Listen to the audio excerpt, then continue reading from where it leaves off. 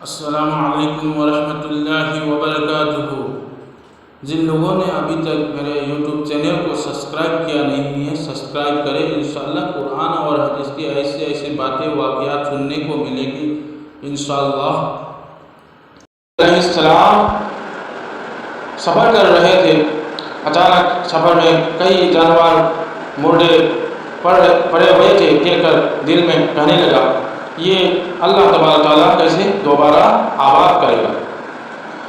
اس پر اللہ تعالیٰ نے اسے 100 سال تک موت کی نیند سلا دیا، پھر اسے زندہ کر کے اس سے پوچھا بھلا کتنی مدت تم یہاں پڑے رہے؟ وہ بولا، حضرت عزیر علیہ السلام نے کہا بس ایک دن یا اس کا کچھ حصہ ٹھہرا ہوگا۔ اللہ تعالیٰ نے فرمایا بات یوں نہیں بلکہ تم یہاں 100 سال پڑے رہے۔ اچھا اب اپنے کھانے اور پینے کی چیزوں کی طرف دیکھو، یہ ابھی تک باسی نہیں ہوئی، ابھی تک خراب نہیں ہوئی، اور اپنے گدھے کی طرف بھی دیکھو، اس کا پنجر تک بوسیدہ ہو چکا ہے۔ گدھے کا پورا حالت بدل گئی، اور یہ ہم نے اس لیے کیا ہے کہ تجھے لوگوں کے سامنے ایک معجزہ بنا دے کہ جو شخص 100 برس مر چکا تھا وہ دوبارہ زندہ ہو کر آ گیا، اور اب گدھے کی ہڈیوں کی طرف دیکھو کہ ہم کیسے انہیں جوڑتے اٹھاتے اور اس پر گوشت چڑھا دیتے ہیں۔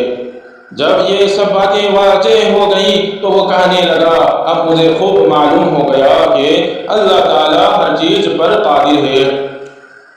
حضرت عزیر علیہ السلام خود بھی، ان کا گدھا بھی اور وہ بستی بھی مرنے کے بعد زندہ ہوئے۔ اللہ تعالیٰ نے حضرت عزیر علیہ السلام کے خیال کن طریقوں سے جواب دیا جس سے آپ کو علم یقین حاصل ہو گیا۔ یہ اس 100 سال کی مدت کا نہ آپ کی جان پر کچھ اثر ہوا نہ آپ کے سامان پر، چنانچہ جب آپ واپس اپنے گھر پہنچے تو آپ کے بیٹے اور پوتے تو بوڑھے ہو چکے تھے اور آپ خود ان کی نسبت جوان تھے۔ اس طرح آپ کی ذات بھی تمام لوگوں کے لیے ایک معجزہ بن گئی۔ دو گدھے پر 100 سال کا عرصہ گزرنے کے اثرات موجود تھے۔ یہ غذا جمانی بھی ایک بہت بڑا حیران کن معاملہ معجزہ تھا۔ آپ کی آنکھوں کے سامنے گدھے کی ہڈیوں کا جوڑنا، اس کا پنجر مکمل ہونا، اس پر گوشت پوچھ چڑھنا، پھر اس کا زندہ ہونا اللہ تعالیٰ کی قدرت کاملہ پر بہت بڑی دلیل ہے۔ حضرت عزیر علیہ السلام 100 سال کے بعد زندہ ہونے کے بعد شہر کا گھر میں واپس آئے، اس جگہ پہنچ گئے جہاں 100 برس پہلے آپ کا مکان تھا، گھر تھا۔ نہ تو کسی نے آپ کو پہچانا نہ آپ نے کسی کو پہچانا۔ ہاں البتہ یہ دیکھا کہ ایک بہت بوڑھی اپاہج عورت مکان کے پاس بیٹھی ہے جس نے اپنے بچپن میں حضرت عزیر علیہ السلام کو دیکھا تھا۔ آپ نے اس سے پوچھا کہ کیا یہی عزیر علیہ السلام کا مکان ہے؟ تو اس نے جواب دیا کہ جی ہاں۔ پھر بڑھیا نے کہا کہ عزیر کا کیا ذکر ہے، ان کو تو 100 برس ہو گئے، وہ بالکل ہی لاپتہ ہو چکے ہیں۔ یہ کہہ کر بڑھیا رونے لگی تو آپ نے فرمایا اے بڑھیا میں ہی عزیر ہوں۔ تو بڑھیا نے کہا کہ سبحان اللہ، آپ کیسے عزیر ہو سکتے ہیں؟ آپ نے فرمایا کہ اے بڑھیا مجھ کو اللہ تعالیٰ نے 100 برس مردہ رکھا، پھر مجھ کو زندہ فرما دیا اور میں اپنے گھر آ گیا ہوں۔ تو بڑھیا نے کہا کہ حضرت عزیر علیہ السلام تو ایسے باکمال تھے، ان کی ہر دعا قبول ہوتی تھی۔ اگر آپ واقعی حضرت عزیر علیہ السلام ہیں تو میرے لیے دعا کیجیے کہ میری آنکھوں میں روشنی آ جائے اور میرا حالت اپاہج اچھا ہو جائے۔